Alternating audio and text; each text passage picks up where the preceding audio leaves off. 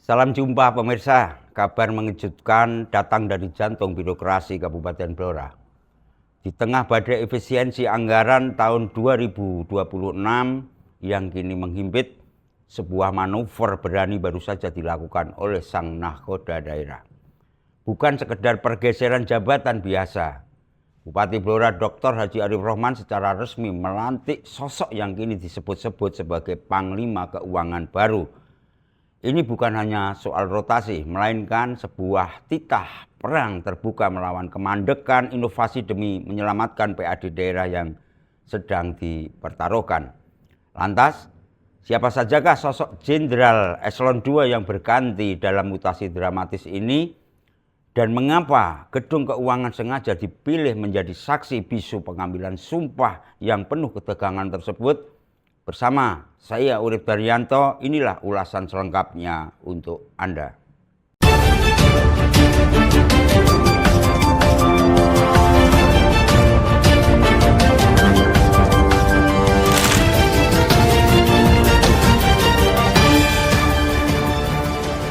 Sebuah kejutan besar melanda jantung pemerintahan Kabupaten Blora. Di bawah komando tegas Bupati Dr. Haji Arif Rohman dan sang pendamping setia, Wakil Bupati Haja Sri Setiorini, gerbong birokrasi Blora secara mengejutkan resmi bergeser. Peristiwa bersejarah ini ditandai dengan seremoni sakral pelantikan serta pengambilan sumpah janji jabatan terhadap 4 sosok Jenderal Eselon II. Momentum krusial ini meledak pada Selasa sore 13 Januari 2026, bertempat di titik nol kekuatan ekonomi daerah, yakni Gedung Keuangan Daerah, BPPKAD Blora. Prosesi pelantikan yang syarat akan wibawa ini dipimpin langsung oleh Sang Nahkoda, Bupati Blora, dengan didampingi oleh Wakil Bupati, serta Sekretaris Daerah, Sekda Komanggede Irawadi.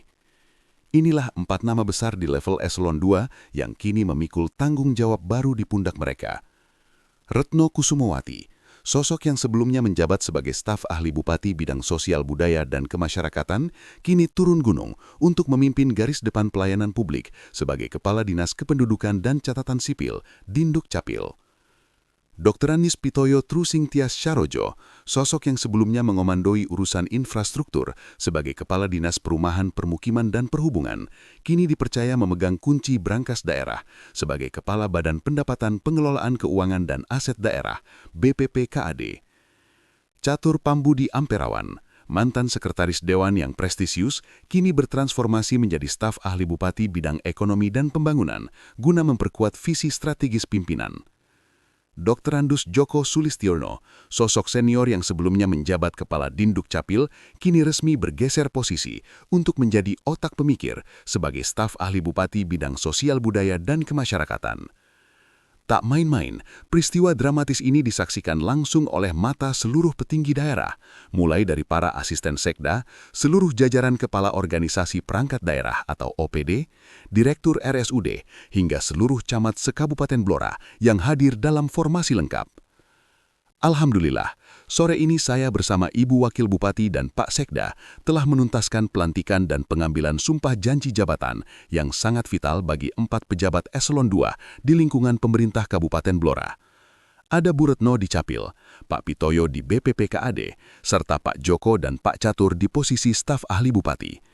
Harapan kami sangat besar, keempat pejabat terpilih ini harus mampu melakukan manuver kilat untuk menyesuaikan diri dengan tugas maha berat di kantor baru mereka, ujar Bupati dengan nada penuh penekanan. Namun, sorotan tajam Bupati tertuju pada satu pos yang paling krusial. Utamanya Pak Pitoyo di BPPKAD yang kini menjadi tulang punggung dan tumpuan utama pengelolaan keuangan daerah. Tahun 2026 adalah tahun penuh tantangan di mana kita menghadapi efisiensi anggaran besar-besaran. Anda harus mampu melahirkan inovasi radikal untuk mendongkrak PAD. Inilah alasan mengapa pelantikan ini sengaja kami gelar di Gedung Keuangan BPPKAD sebagai simbol perlawanan agar tahun 2026 keuangan daerah kita melesat jauh lebih baik.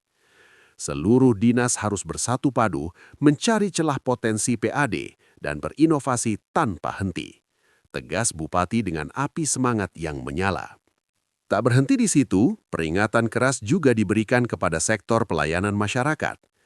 Demikian pula bagi Kepala Dinduk Capil yang baru, Bu Retno wajib siaga tempur untuk melayani rakyat.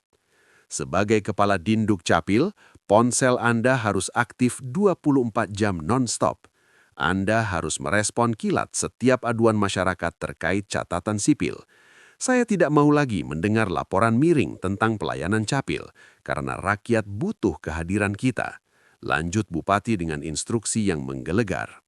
Sementara untuk para staf ahli, kalian akan menjadi tangan kanan saya dan Ibu Wakil Bupati dalam berbagai agenda strategis.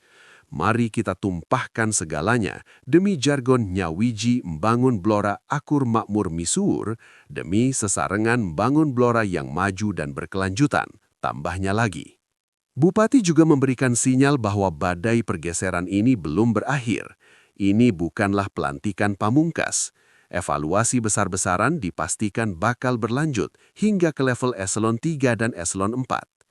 Terlebih, kursi-kursi panas di jabatan eselon 2 masih banyak yang kosong melompong, seperti DPUPR, Din Rumkimhub, Din Daldukkabi, hingga BPBD yang saat ini statusnya masih menggantung di tangan pelaksana tugas, PLT.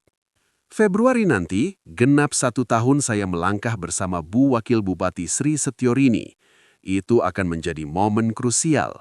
Kami akan mengevaluasi total perjalanan 1 tahun ini, sekaligus menata ulang gerbong birokrasi selanjutnya, agar kinerja kita semakin tajam dan tak tertandingi dalam melayani rakyat. Pungkasnya dengan janji perubahan yang masif. 4 pejabat yang dilantik, Pak Joko yang semula Dukcapil menjadi staf ahli, Pak Catur yang semula Sekwan menjadi staf ahli, Pak Pitoyo yang semula Kepala Dinas Rumkimhub menjadi Kepala BPKAD, dan Bu Retno yang semula staf ahli kita lanjut menjadi Kepala Dukcapil. Ini sebagai bentuk rotasi ya, namanya tugas biasa kita lakukan rotasi untuk memberikan pelayanan yang terbaik untuk masyarakat. Apakah akan dilakukan lagi Pak besok Pak? Iya, secara bertahap, ini tahap awal, dan nanti kita akan evaluasi lagi dengan Bu Wakil untuk mencari formula yang pas untuk pelayanan kepada masyarakat, intinya itu. Jadi saya minta tadi khususnya Kepala Dukcapil dan BPKAD ya, karena kita masih ingin untuk pendapatan, kita genjot lagi tugas Kepala BPKAD yang baru mengawal itu. Dukcapil tentunya karena banyak sekali aduan masyarakat itu mayoritas tentang Dukcapil, makanya nanti Bu Retno sebagai Kepala Dukcapil kita minta untuk selalu terbuka 24 jam menerima aduan masyarakat terkait dengan pencatatan sipil. Di sisi lain, Dr. Andes Pitoyo Trusing Tias Sarojo yang baru saja mengemban amanah sebagai Panglima Keuangan, Kepala BPPKAD, tampak siap menerima tantangan tersebut. Ia resmi menggantikan posisi yang sebelumnya ditinggalkan oleh Bawa Dwi Raharja. Kami berdiri di sini untuk menyatakan kesiapan penuh menjalankan perintah Bapak Bupati. Insya Allah kami siap lahir bakin. Ini adalah amanah suci yang dititipkan kepada kami demi kejayaan pembangunan Kabupaten Blora yang lebih gemilang. Kami mohon doa restu dari seluruh elemen masyarakat agar langkah kami diberikan kelancaran dalam menuntaskan tugas besar ini. Ucap Pitoyo, sosok berpengalaman yang juga pernah mengharumkan nama bagian administrasi pembangunan Setda Blora tersebut.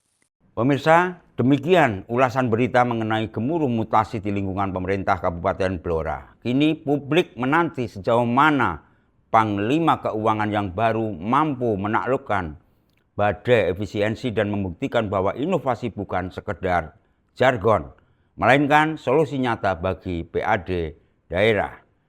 Namun, satu yang pasti, babak baru birokrasi ini baru saja dimulai. Karena seperti yang ditegaskan oleh Bupati Blora Dr. Haji Arif Rohman, evaluasi tidak akan berhenti di sini. Dan kursi-kursi strategis lainnya masih menanti sang pengisi baru dalam gerbong perubahan selanjutnya. Saya Urip Daryanto mewakili seluruh kru Blora TV yang bertugas. Mohon pamit undur diri. Terima kasih atas perhatian Anda. Kita nantikan langkah nyata dari gerbong baru di Blora ini. Sampai jumpa dan wassalamualaikum warahmatullahi wabarakatuh.